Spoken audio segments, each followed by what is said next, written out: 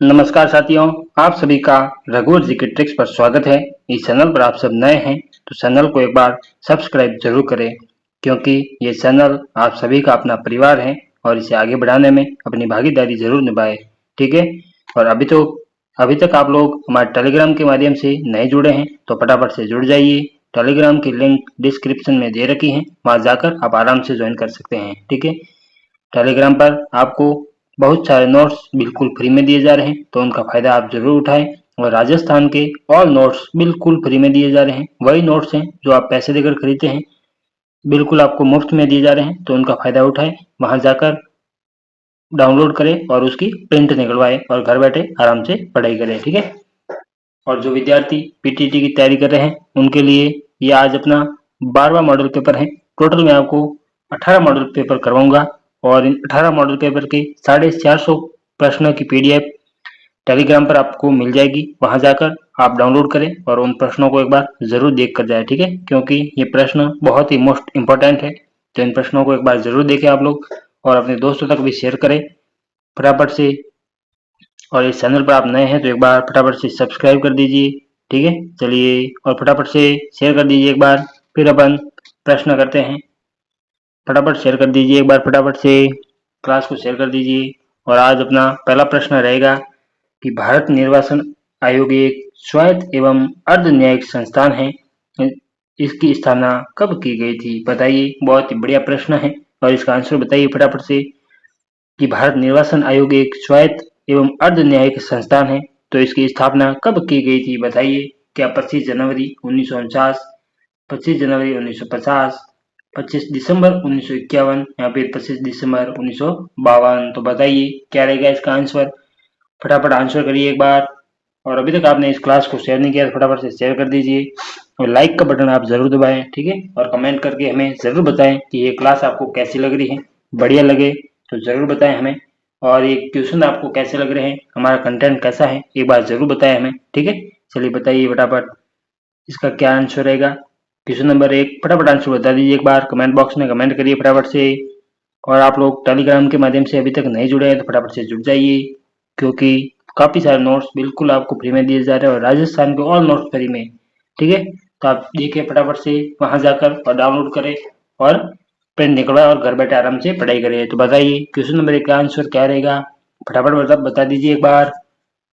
तो इसका आंसर रहेगा ऑप्शन नंबर बी, 25 जनवरी 1950। तो आप सबको पता होना चाहिए कि भारत निर्वाचन आयोग एवं स्वायत्त एवं अर्ध न्यायिक संस्थान, जिसकी स्थापना 25 जनवरी 1950 को की गई। ठीक है।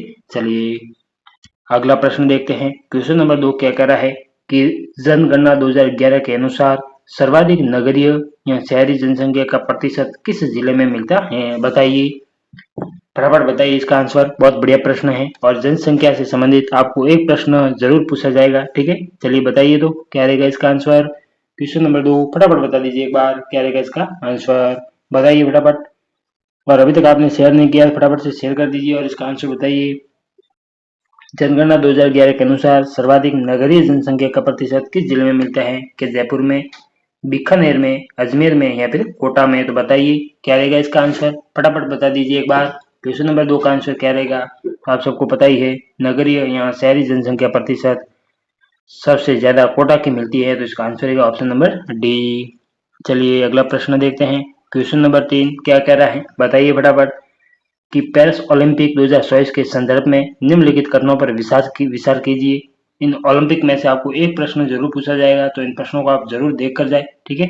चलिए बताइए फटाफट बताइए क्वेश्चन नंबर 1 का आंसर क्या रहेगा बताइए। पेरिस ओलंपिक 2024 के संदर्भ में निम्नलिखित कथनों पर विचार कीजिए। सही विकल्प सुनना है। ठीक है। बताइए क्या मनु भाकर ने महिलाओं की 10 मीटर एयर पिस्टल स्पर्धा में पहला कांस्य पदक जीता? क्या मनु भाकर और सरबोज सिंह ने मिश्रित 25 मीटर एयर पिस्टल स्पर्धा में कांस्य पदक जीता? नहीं, ये तो गलत है ऑप्शन नंबर 2 तो। और ऑप्शन नंबर ए राइट है। ठीक है। एक राइट है, तो इसका आंसर क्या रहेगा। तो इसका आंसर है ऑप्शन नंबर ए, केवल एक राइट है। ठीक है। चलिए अगला प्रश्न देखते हैं क्या कह रहा है। इससे पहले अभी तक आपने क्लास को शेयर नहीं किया तो फटाफट से शेयर कर दीजिए एक बार, क्योंकि ये चैनल आप सभी का अपना है और इसे आगे जरूर बढ़ाएं। ठीक है। ये छोटा सा चैनल आप सभी का अपना परिवार है। तो चलिए बताइए क्वेश्चन नंबर 4 का आंसर क्या रहेगा। कि प्रथम एशियाई बौद्ध शिखर सम्मेलन ABS 2024 का आयोजन कहाँ किया गया? बहुत बढ़िया प्रश्न है, बताइए फटाफट क्या रहेगा इसका आंसर। क्या बोध गया बिहार में, धर्मशाला हिमाचल प्रदेश, या नई दिल्ली, या फिर वाराणसी उत्तर प्रदेश? तो बताइए क्वेश्चन नंबर 4 का आंसर बता दीजिए फटाफट से क्या रहेगा इसका आंसर कि प्रथम एशियाई बौद्ध शिखर सम्मेलन ABS 2024 का आयोजन कहाँ किया गया? बताइए, बहुत बढ़िया प्रश्न है, बताइए फटाफट से क्या रहेगा इसका आंसर। और आप लोग टेलीग्राम के माध्यम से नहीं जुड़े हैं तो फटाफट से जुड़ जाइए और इसका आंसर बताइए फटाफट से। तो आप सबको पता है प्रथम एशियाई बौद्ध शिखर सम्मेलन कहाँ पर आयोजित किया गया था? तो ये नई दिल्ली में आयोजित किया गया था। तो इसका आंसर रहेगा ऑप्शन नंबर सी। चलिए अगला प्रश्न देखते हैं क्या कह रहा है क्वेश्चन नंबर 5, बताइए फटाफट से कि भारत की पहली बहुउद्देशीय हरित हाइड्रोजन पायलट परियोजना का उद्घाटन कहाँ किया गया? बहुत बढ़िया प्रश्न है, आपको एग्जाम में देखने को मिल सकता है, ठीक है। चलिए बताइए क्या रहेगा इसका आंसर। क्वेश्चन नंबर 5 फटाफट बता दीजिए क्या रहेगा इसका आंसर। और आपने अभी तक शेयर नहीं किया तो फटाफट से शेयर कर दीजिए इस क्लास को। बताइए क्वेश्चन नंबर 5 का आंसर बताइए, भारत की पहली बहुउद्देशीय हरित हाइड्रोजन पायलट परियोजना का उद्घाटन कहाँ किया गया? क्या टिहरी उत्तराखंड, इडुक्की केरल, जाखड़ी हिमाचल प्रदेश, या फिर श्रीशैलम आंध्र प्रदेश? तो बताइए क्या रहेगा इसका आंसर, फटाफट बताइए क्वेश्चन नंबर 5 का आंसर। और अभी तक आपने इस क्लास को शेयर नहीं किया तो फटाफट से शेयर कर दीजिए और लाइक का बटन जरूर दबाएं ताकि हमारा भी हौसला बढ़े, ठीक है। इससे भी बढ़िया कंटेंट लेकर आएंगे आपके लिए, फटाफट से शेयर कर दीजिए एक बार और कमेंट करके हमें जरूर बताएं कि हमारा कंटेंट कैसा है ताकि हमें भी पता चले इससे अच्छा कंटेंट लेकर आए, ठीक है। तो बताइए क्या रहेगा इसका आंसर, क्वेश्चन नंबर 5 का आंसर बता दीजिए फटाफट से, फटाफट बताइए क्या रहेगा इसका आंसर। और अभी तक आपने शेयर नहीं किया तो फटाफट शेयर कर दीजिए एक बार। और आप लोग टेलीग्राम के माध्यम से नहीं जुड़े हैं तो फटाफट से जुड़ जाइए। राजस्थान के ऑल नोट्स और भी इंडिया के नोट्स, हिंदी के, इंग्लिश के, सामान्य विज्ञान के सारे नोट्स आपको बिल्कुल फ्री में दिए जा रहे हैं, तो आप वहां जाकर जरूर डाउनलोड करें, ठीक है। चलिए बताइए क्या रहेगा इसका आंसर, फटाफट बता दीजिए एक बार कि भारत की पहली बहुउद्देशीय हरित हाइड्रोजन पायलट परियोजना का उद्घाटन कहाँ किया गया? क्या रहेगा इसका आंसर, कमेंट बॉक्स में कमेंट करिए फटाफट से और बताइए क्या रहेगा इसका आंसर, फटाफट बता दीजिए एक बार। क्वेश्चन नंबर 5 फटाफट बताइए, तो इसका आंसर रहेगा Jhakri Himachal Pradesh, option number C, ठीक है। चलिए अगला प्रश्न देखते हैं क्वेश्चन नंबर 6 क्या कह रहा है कि केंद्र में द्वैत शासन की स्थापना का प्रावधान किस अधिनियम के तहत किया गया? तो बताइए क्या रहेगा इसका आंसर, फटाफट बता दीजिए एक बार क्या रहेगा। क्वेश्चन नंबर 6 का आंसर बताइए फटाफट से। क्या 1919 ईस्वी के मार्ले मिंटी सुधार अधिनियम के तहत, 1919 ईस्वी के मटिग्यू सेम्सफोर्ड अधिनियम के तहत, या फिर 1935 ईस्वी के भारत शासन अधिनियम के तहत, या फिर 1947 ईस्वी के भारतीय स्वतंत्रता अधिनियम के तहत? तो बताइए क्वेश्चन नंबर 6 का आंसर क्या रहेगा, फटाफट बता दीजिए एक बार कि केंद्र में द्वैत शासन की स्थापना का प्रावधान किस अधिनियम के तहत किया गया? बताइए, बहुत बढ़िया प्रश्न है, आपको पॉलिटी में से भी बहुत सारे क्वेश्चन देखने को मिलेंगे, ठीक है। तो बताइए फटाफट क्या रहेगा इसका आंसर, बता दीजिए फटाफट से। क्वेश्चन नंबर 6 फटाफट आंसर बताइए क्या रहेगा इसका आंसर, बताइए फटाफट कि केंद्र में द्वैत शासन की स्थापना का प्रावधान किस अधिनियम के तहत किया गया? तो बताइए क्या रहेगा इसका आंसर, कमेंट करिए फटाफट से। तो आप सबको पता है द्वैत शासन की स्थापना का प्रावधान 1935 ईस्वी में भारत शासन अधिनियम के तहत लाया गया था, ठीक है। तो इसका आंसर रहेगा ऑप्शन नंबर सी। चलिए अगला प्रश्न देखते हैं क्या कह रहा है क्वेश्चन नंबर 7, बताइए फटाफट क्या रहेगा इसका आंसर, बताइए फटाफट से कि मिलप्पा कृषि किस देश की स्थानांतरित कृषि का एक प्रकार है? बताइए क्या श्रीलंका, मैक्सिको, भारत, या फिर व्यापार? बताइए क्या रहेगा आंसर, क्वेश्चन नंबर 7 का आंसर बताइए फटाफट क्या है कि मिलप्पा कृषि किस देश की स्थानांतरित कृषि का एक प्रकार है? कौन सी मिलप्पा कृषि? बताइए क्या रहेगा इसका आंसर, क्वेश्चन नंबर 7 का आंसर बताइए फटाफट। और अभी तक आपने शेयर नहीं किया तो फटाफट से शेयर कर दीजिए, फटाफट शेयर कर दीजिए इस क्लास को। क्या रहेगा इसका आंसर बताइए फटाफट से कि मिलप्पा कृषि किस देश की स्थानांतरित कृषि का एक प्रकार है? बताइए फटाफट क्वेश्चन नंबर 7 का क्या रहेगा आंसर। तो आप सबको पता है ये मैक्सिको की है, ठीक है। तो आंसर रहेगा ऑप्शन नंबर बी। चलिए अगला प्रश्न देखते हैं क्वेश्चन नंबर 8 क्या कह रहा है कि जनजातीय आंदोलन में राजनीतिक चेतना एक ही आंदोलन द्वारा जागृत की गई जिसके प्रणेता थे? बताइए क्या हरिदेव जोशी, मोतीलाल तेजावत, जय नारायण व्यास या फिर इनमें से कोई नहीं। तो बताइए क्या रहेगा इसका आंसर, फटाफट कमेंट बॉक्स में कमेंट करिए। और अभी तक आपने इस क्लास को शेयर नहीं किया तो फटाफट से शेयर कर दीजिए, क्योंकि यह चैनल आप सभी का अपना है और इसे आगे बढ़ाने में अपनी भागीदारी जरूर निभाएं। तो बताइए फटाफट से। और बहुत ही बढ़िया प्रश्न मैं लेकर आ रहा हूँ। जो विद्यार्थी चतुर्थ श्रेणी भर्ती की तैयारी कर रहे हैं उनके लिए बहुत ही जल्द Rajasthan culture, Rajasthan history, Rajasthan geography और साइंस के क्वेश्चन में बहुत ही जल्द लेकर आ रहा हूँ, तो आप उन्हें जरूर देखें। ठीक है, चलिए बताइए। अपने ये 18 मॉडल पेपर पूरे हो जाए उसके बाद में बहुत ही जल्द चतुर्थ श्रेणी का बैच स्टार्ट करेंगे, बिल्कुल फ्री में एमसीक्यू बैच। ठीक है, चलिए तो बताइए। बहुत ही बढ़िया प्रश्न लेकर आऊंगा और उन प्रश्नों को आप एक बार जरूर देख कर जाइएगा। उन प्रश्नों में से आपको 50% प्रश्न आपको जरूर देखने को मिलेंगे। ठीक है, तो चलिए बताइए क्या रहेगा आंसर क्वेश्चन नंबर 8 का, फटाफट बताइए। तो इसका आंसर रहेगा option number B, Motilal Tejawat. चलिए क्वेश्चन नंबर 9 का आंसर बताइए फटाफट से, क्या रहेगा इसका आंसर बताइए। क्या कह रहा है 9 नंबर, बताइए फटाफट कि राजस्थान में किस राज्यपाल का कार्यकाल सबसे लंबा रहा। बताइए फटाफट क्या रहेगा इसका आंसर। क्या बी आर पाटिल, गुरुमुख निहाल सिंह, मदन लाल खुराना या फिर कलराज मिश्र। तो बताइए क्या रहेगा इसका आंसर क्वेश्चन नंबर 9 का आंसर बताइए फटाफट से। और अभी तक आपने क्लास को शेयर नहीं किया तो फटाफट शेयर कर दीजिए। ठीक है, चलिए बताइए क्या रहेगा इसका आंसर, एक बार बता दीजिए। कमेंट बॉक्स में कमेंट करिए फटाफट से और इस क्लास को शेयर कर दीजिए और लाइक का बटन आप जरूर दबाएं। ठीक है, ताकि हमें भी आपको पढ़ाने में मजा आए। ठीक है, तो लाइक जरूर करें और अपने दोस्तों तक भी शेयर जरूर करें।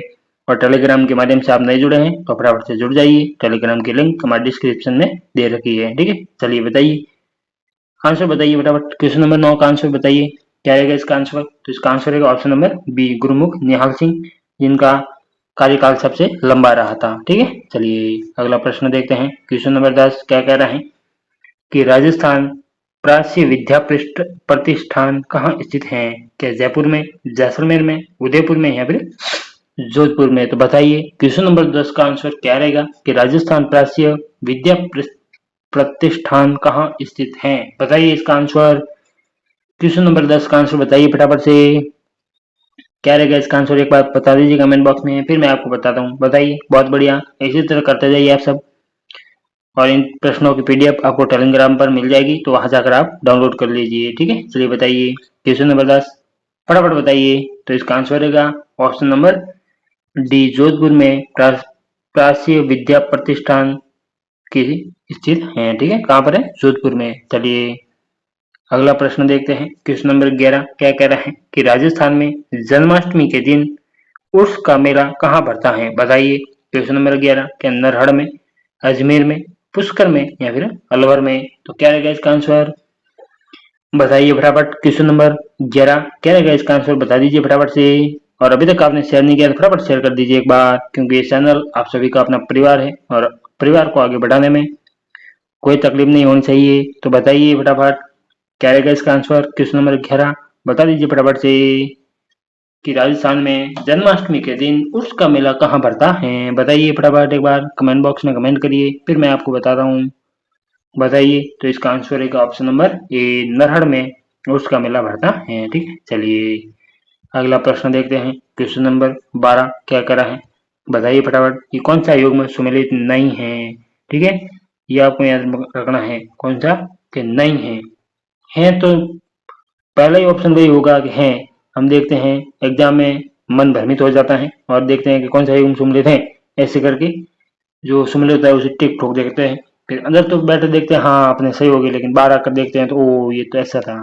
ठीक है, ओ ही रहता है फिर। ठीक है, तो चलिए आपको ये पहले टिक कर लेना है कि ये क्या पूछ रहा है। ठीक है, तो बताइए क्वेश्चन नंबर 12 का आंसर बताइए फटाफट से क्या रहेगा इसका आंसर कि कौन सा योग में सुमेलित नहीं है। क्या गोरा बादल, सरित, हेमरतन सूरी, तो ये तो राइट है।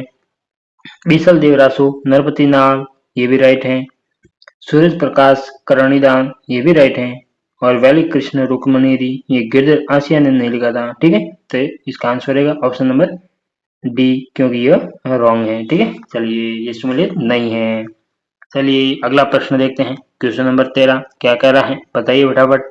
ठीक है, चलिए बताइए कि पाली, जालोर, सीकर तथा नागौर जिले राजस्थान के किस जलवायु प्रदेश का हिस्सा है। बताइए, बहुत बढ़िया प्रश्न। पाली, जालोर, सीकर और नागौर किस जिले राजस्थान के किस जलवायु प्रदेश के हिस्से हैं? ठीक है, बताइए। तो क्या रहेगा इसका आंसर, बताइए फटाफट। क्या शुष्क जलवायु प्रदेश, अर्ध शुष्क जलवायु प्रदेश, आर्द्र जलवायु प्रदेश या फिर अति आर्द्र जलवायु प्रदेश? तो बताइए क्या रहेगा इसका आंसर, फटाफट बता दीजिए एक बार। क्वेश्चन नंबर 13 का आंसर बताइए, फटाफट बताइए क्या रहेगा इसका आंसर। ठीक है, तो बताइए क्वेश्चन नंबर 13 फटाफट बता दीजिए। तो इसका आंसर रहेगा ऑप्शन नंबर बी, अर्ध शुष्क जलवायु प्रदेश। ठीक है, चलिए अगला प्रश्न देखते हैं क्या कह रहा है। क्वेश्चन नंबर 14 बताइए फटाफट कि हिंदुस्तान मशीन टूल्स कहाँ स्थित है? बहुत बढ़िया प्रश्न, ये आपको एग्जाम में देखने को मिल सकते हैं। ठीक है, तो बताइए क्या रहेगा इसका आंसर। क्या देवारी उदयपुर में है, संदेर या चित्तौड़गढ़ में है, अजमेर में या फिर खेतड़ी झुंझुनू में है? तो बताइए क्वेश्चन नंबर 14 फटाफट आंसर बता दीजिए क्या रहेगा इसका आंसर। हिंदुस्तान मशीन टूल्स कहाँ स्थित है, बताइए फटाफट बता दीजिए एक बार।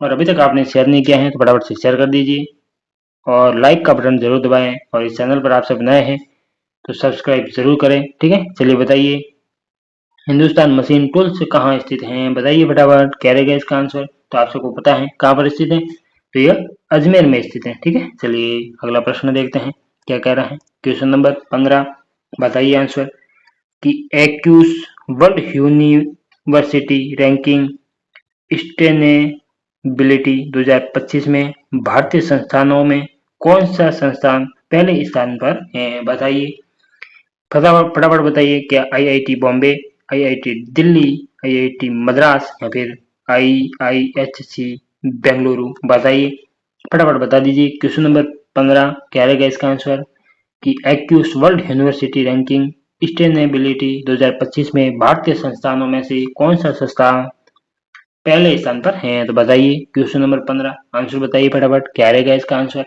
फटाफट बता दीजिए एक बार।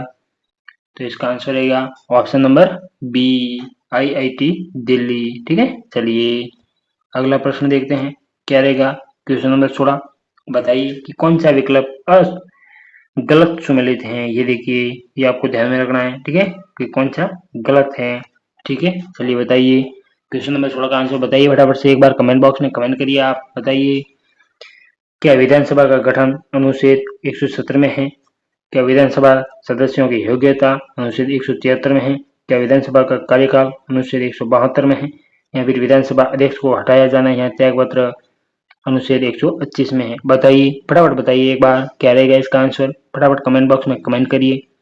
तो ऑप्शन नंबर ए ये भी राइट है, ये भी राइट है, ऑप्शन नंबर सी ये भी राइट है, लेकिन ऑप्शन नंबर डी ये गलत है। इसका विधानसभा अध्यक्ष को हटाया जाना या त्यागपत्र अनुच्छेद 125 में नहीं है। ठीक है, तो इसका आंसर है ऑप्शन नंबर डी। चलिए अगला प्रश्न देखते हैं क्या कह रहा है। क्वेश्चन नंबर 17 कि परिदर्शी पेरिस्कोप किस सिद्धांत पर काम आता है?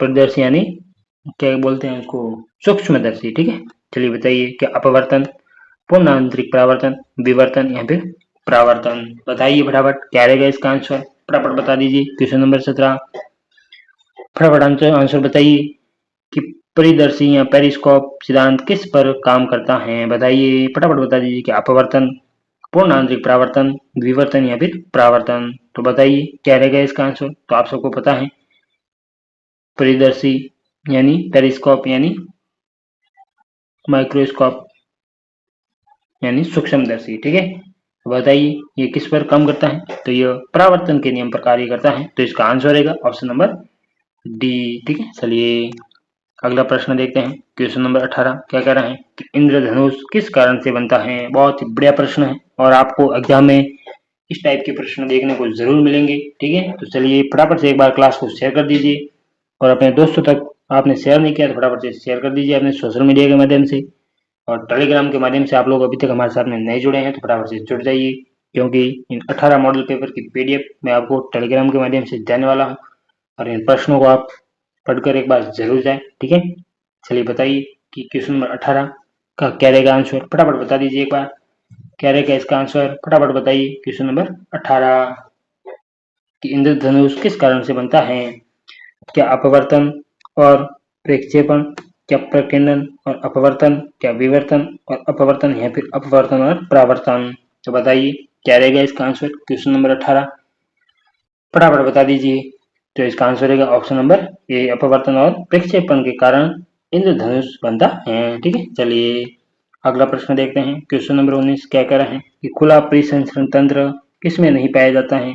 बहुत ही बढ़िया प्रश्न। कौन सा खुला परिसंचरण तंत्र नहीं पाया जाता है, तो ये किसमें नहीं पाया जाता है, बताइए इसका आंसर फटाफट कमेंट बॉक्स में कमेंट करिए फटाफट से, और अपने दोस्तों तक शेयर कर दीजिए इस क्लास को फटाफट से। किसमें नहीं पाया जाता, क्या तिलछटा में, प्रॉन में, मकड़ी में या फिर शैवाल में, तो बताइए क्या रहेगा इसका आंसर, फटाफट बता दीजिए एक बार क्या रहेगा इसका आंसर, फटाफट बताइए एक बार। और अभी तक आपने इस क्लास को शेयर नहीं किया तो शेयर कर दीजिए। बताइए क्या रहेगा इसका आंसर कि खुला परिसंचरण तंत्र किसमें पाया जाता है, किसमें नहीं पाया जाता है, ये पूछ रहा है, ये आपको ध्यान में रखना है। ठीक है, चलिए बताइए क्या रहेगा इसका आंसर, तो आप सबको पता है शैवाल में नहीं पाया जाता है, तो इसका आंसर रहेगा ऑप्शन नंबर डी। ठीक है, चलिए अगला प्रश्न देखते हैं। क्वेश्चन नंबर 20 क्या कह रहा है कि आयोडीन और पोटेशियम क्लोराइड के मिश्रण से आयोडीन को अलग किया जाता है, किया जा सकता है, किसके द्वारा किया जा सकता है। आयोडीन और पोटेशियम क्लोराइड के मिश्रण से आयोडीन को अलग किया जा सकता है, किसके द्वारा किया जा सकता है, बताइए कि अवसादन द्वारा, फिल्ट्रेशन द्वारा, ऊर्ध्वपातन द्वारा या फिर आसवन द्वारा, तो बताइए क्वेश्चन नंबर 20 का आंसर क्या रहेगा, फटाफट बता दीजिए और फटाफट से क्लास को भी शेयर कर दीजिए। तो बताइए क्वेश्चन नंबर 20 फटाफट बता दीजिए एक बार क्या रहेगा इसका आंसर। ठीक है, चलिए बताइए क्वेश्चन नंबर 20 का आंसर बता दीजिए क्या रहेगा इसका आंसर, फटाफट बताइए एक बार। और टेलीग्राम से नहीं जुड़े हैं तो फटाफट से जुड़ जाइए, टेलीग्राम की लिंक डिस्क्रिप्शन में दे रखी है, वहां जाकर आप आराम से ज्वाइन करिए और सभी नोट्स को डाउनलोड करिए और उनकी प्रिंट निकलवाइए। तो इसका आंसर क्या है बताइए, आयोडीन को पोटेशियम क्लोराइड के मिश्रण से अलग करने के, आयोडीन को अलग करने के लिए किसका उपयोग किया जाता है, किसके द्वारा किया जाता है, तो ये किया जाता है ऊर्ध्वपातन द्वारा अलग किया जाता है, तो इसका आंसर रहेगा ऑप्शन नंबर सी। चलिए अगला प्रश्न देखते हैं। क्वेश्चन नंबर 21 क्या कर रहा है, ये साइंस के प्रश्न है आपके। ठीक है, चलिए बताइए क्या कर रहा है कि अर्धसूत्री विभाजन की सबसे लंबी अवस्था कौन सी है, बताइए। बहुत बढ़िया प्रश्न, एग्जाम में साइंस के भी आपको बहुत सारे प्रश्न देखने को मिलेंगे। ठीक है, चलिए बताइए क्या रहेगा इसका आंसर, बताइए फटाफट क्या रहेगा इसका आंसर, बताइए। क्वेश्चन नंबर 21, क्या prophase first, metaphase first, anaphase first या फिर टीलोफेज फर्स्ट, बताइए क्या रहेगा इसका आंसर, फटाफट बताइए।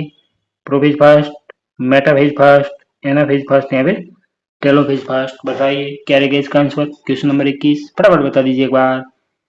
तो आप सबको पता है अर्धसूत्री विभाजन की सबसे लंबी अवस्था होती है वो होती है प्रोफेज फर्स्ट, तो इसका आंसर है ऑप्शन नंबर ए। ठीक है, चलिए अगला प्रश्न देखते हैं। क्वेश्चन नंबर 22 क्या कर रहे हैं, जब दाब बढ़ जाता है तो जल का कथन बिंदु क्या रहेगा, बताइए। क्या समान रहता है क्वथनांक बिंदु, क्या बनने वाली वाष्प की मात्रा पर निर्भर करता है, क्या कम हो जाता है या फिर बढ़ जाता है, तो बताइए। बहुत बढ़िया प्रश्न है और साइंस के बहुत ही बढ़िया क्वेश्चन मैं आपके लिए, अभी तो नहीं लेकिन जो चतुर्थ श्रेणी भर्ती की तैयारी करें उन विद्यार्थियों के लिए बहुत ही जल्द बढ़िया से बढ़िया क्वेश्चन साइंस के, राजस्थान क्लास संस्कृति, राजस्थान हिस्ट्री, राजस्थान ज्योग्राफी, बहुत बढ़िया प्रश्न की क्लास लेकर आ रहा हूँ, तो आप उनको एक बार जरूर देखें और हमारे साथ में जरूर जुड़े। ठीक है, चलिए बताइए क्या रहेगा इसका आंसर। क्वेश्चन नंबर 22 फटाफट से बता दीजिए, बताइए क्वेश्चन नंबर 22 का आंसर क्या रहेगा, फटाफट बता दीजिए एक बार, बताइए फटाफट से। तो इसका आंसर रहेगा ऑप्शन नंबर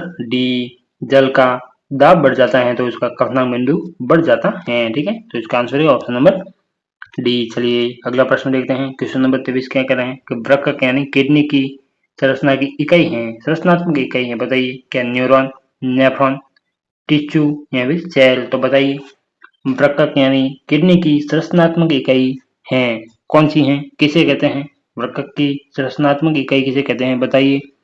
बहुत बढ़िया प्रश्न है, बताइए फटाफट से। क्वेश्चन नंबर 23 फटाफट बता दीजिए इसका आंसर, तो किसे कहते हैं, तो आप सबको पता है वृक्क यानी किडनी की संरचनात्मक इकाई नेफ्रॉन को कहा जाता है, तो इसका आंसर रहेगा ऑप्शन नंबर बी। चलिए आज का अपना सेकंड लास्ट क्वेश्चन क्या कर रहे हैं, क्वेश्चन नंबर 26 कि भोपाल गैस त्रासदी के लिए उत्तरदायी प्रमुख प्रदूषण कौन सा था, बहुत ही बड़ा प्रश्न है और आपको ये एग्जाम में देखने को मिल सकते हैं। ठीक है, तो बताइए फटाफट बताइए क्या रहेगा इसका आंसर।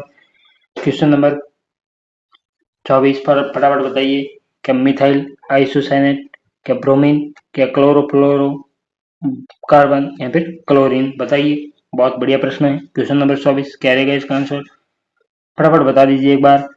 और अभी तक आपने इस क्लास को शेयर नहीं किया तो फटाफट से शेयर कर दीजिए और लाइक का बटन आप जरूर दबाएं। ठीक है, चलिए बताइए क्वेश्चन नंबर 24 कि भोपाल गैस त्रासदी के लिए उत्तरदायी प्रमुख प्रदूषण कौन सा था। बहुत बढ़िया प्रश्न है, फटाफट आंसर बता दीजिए, एक बार कमेंट बॉक्स में कमेंट करिए क्या रहेगा इसका आंसर। क्वेश्चन नंबर 24 तो आप सबको पता है इस गैस त्रासदी के लिए मिथाइल आइसोसाइनेट प्रदूषण उत्तरदायी था। ठीक है, तो इसका आंसर रहेगा ऑप्शन नंबर ए। चलिए आज अपना अंतिम प्रश्न क्वेश्चन नंबर 25 क्या कह रहा है कि मगध के उत्थान के लिए कौन सा प्रथम शासक उत्तरदायी था। बहुत बढ़िया प्रश्न, बताइए फटाफट क्या रहेगा इसका आंसर। बताइए कि मगध के उत्थान के लिए कौन सा प्रथम शासक उत्तरदायी था। बहुत बढ़िया प्रश्न, फटाफट से आंसर करिए कमेंट बॉक्स में क्या रहेगा इसका आंसर, बता दीजिए फटाफट से। और अभी तक आपने इस क्लास को शेयर नहीं किया तो फटाफट से शेयर कर दीजिए क्योंकि ये चैनल आप सभी का अपना है और इस चैनल को आगे बढ़ाने में अपनी भागीदारी जरूर निभाएं। बताइए फटाफट, तो इसका आंसर रहेगा ऑप्शन नंबर सी BB4। ठीक है, चलिए ये थे आज के अपने 25 क्वेश्चन और मॉडल पेपर नंबर 12।